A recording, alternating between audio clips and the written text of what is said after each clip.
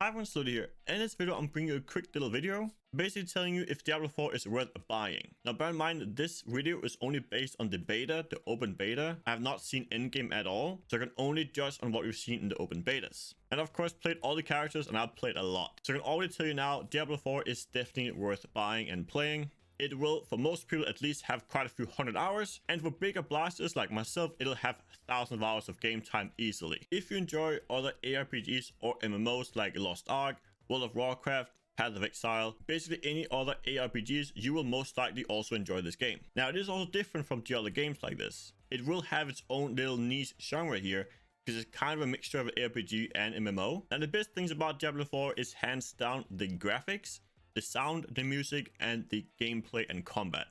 These things here are absolutely phenomenal. The game engine is crazy good. So just based on gameplay and how smooth it is to play, it is definitely worth it. Of course, there are a few downsides we'll get into a bit here, but if you value a really high responsive game with good gameplay, this game is definitely for you. The story and cutscenes are also absolutely definitely worth it. Now, there are of course a few concerns with the game.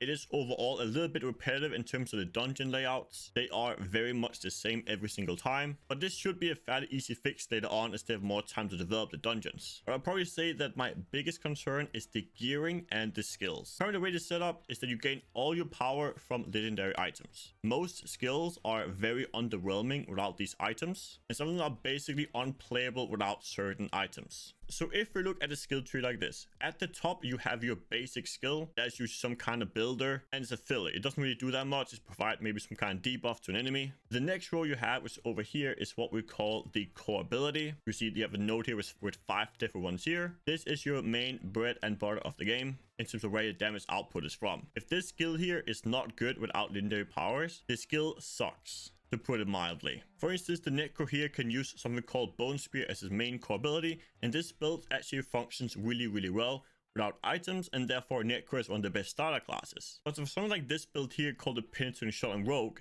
if you don't have the legendary item with Penetrating Shot, it is absolutely terrible. Basically to the point where you're better off playing almost any other spell. This does mean that you actually can't really make the build you want to, but you are totally dependent on what items you find. If you don't find the item you're after while leveling or even max level with the correct power, you cannot play a certain spell. It will do no damage at all. Some of these legendary powers can increase your damage up to 400% with a certain core spell, and therefore you basically have to play it if you find it. Now, don't get me wrong, there are a few classes and spells that do work decently well without a legendary item. For instance, Twisting Blades on Rogue is pretty good.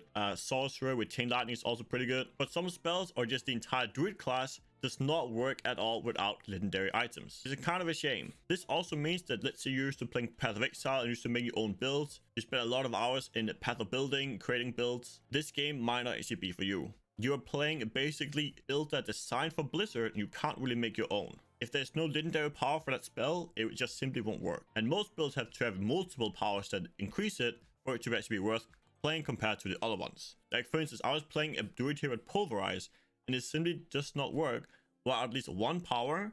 And if you can, you want to get at least 4 before you actually get any decent amount of power. Basically, if you're also used to playing Diablo 3 and you have a 6-piece bonus, it feels pretty similar in that regard, because you have specific items you must equip at all times because you need that imprint or the legendary item for that power. Now, if you're a more casual player, or if you're not really used to playing that many hours of an RPG, or you don't make your own builds, this will feel fine for you. But if you're a bit more into hardcore in terms of making your own builds, spending thousands of hours grinding for certain items, it will feel a little bit lackluster to you. But for average player, this game will be incredible. The gameplay is fantastic, the graphics, the sound, even the storyline is also great, but it's also very RNG reliant. Let's say you're level 20, you find legendary affix. If it doesn't roll the affix you're after, guess what? You can't really play that build you wanted to. You will kind of be forced into playing the build for the items you find. So I would say currently, just based on Diablo 4 beta, what we're seeing now, I would say Diablo 4 is an 8 out of 10 game.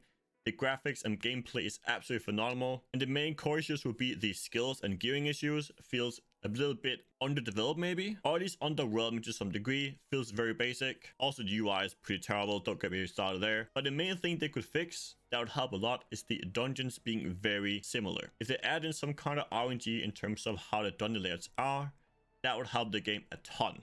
And that could easily get this game up to a 9 out of 10, if not higher, simply by that fix. So would I recommend this game? Absolutely. I know the price tag is quite high, but I also think that most people can get hundreds of hours, if not thousands of hours in game time. And the game feels fantastic to play, guys. I cannot stress it enough. The gameplay in terms of the responsiveness of pressing your buttons is fantastic. Anyways, hope you found this video useful. If you want to see more of my Diablo 4 content, make sure to watch the video on screen now, as I think you'll also really enjoy that one. So I'll see you in that video over there. Peace out, homies.